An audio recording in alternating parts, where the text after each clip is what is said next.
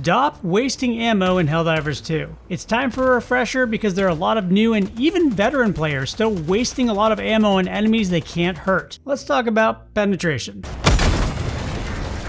Hit markers in this game give you information about armor penetration with one of 3 indicators. This ricochet symbol means you're doing no damage at all, and the enemy's armor is thicker than what your gun can go through. Stop shooting that spot, you're not doing anything. A white hit marker means you're doing about half damage, because the enemy's armor is the same thickness as what your gun can penetrate. In this case, you're doing good, it's just going to take a while to kill that enemy. A red hit marker means you're doing full damage, because your gun can go through at least one level above the armor that the enemy has. So if you take a Liberator Penetrator into the field, which can go through medium armor, you'll get ricochets off the Scout Strider's front plate because it's heavy armor, but you'll get white hit markers if you shoot the pelvis area, meaning it's medium armor, and you can make a kill from the front, which is something that I wish I knew about 100 hours ago.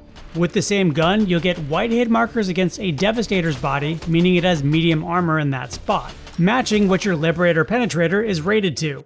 Penetrate. Regular troops will show you red hit markers because they mostly have light armor. Not in every case though. So let's say you brought an underpowered weapon that can only go through light armor. You still have options against heavily armored enemies because they all have weak points and crit spots. Full credit here goes to the Reddit Helldivers community, but I also made sure to test most of this out. Weak points tend to glow on automatons or look like exposed skin on terminids, basically anything that appears to be not armored, like a head, an arm, a leg, or a butt. Any gun can destroy these parts with many, but not all of them at the cost of greatly reduced damage. The game doesn't communicate this well to you because you're still getting the full red damage indicators. So it's a trade-off. If you shoot these spots, you can hurt any enemy even though their armor is greater than what your gun is rated for, but at the cost of up to 90% resistance, meaning you're only doing a fraction of the damage you could be. Chargers' butts and Hulk vents are the most well-known examples of this.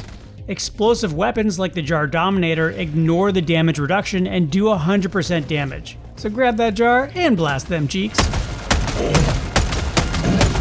Crit spots are different. They're a behind-the-scenes stat that only exist on some enemies. The best example is a Hulk's head.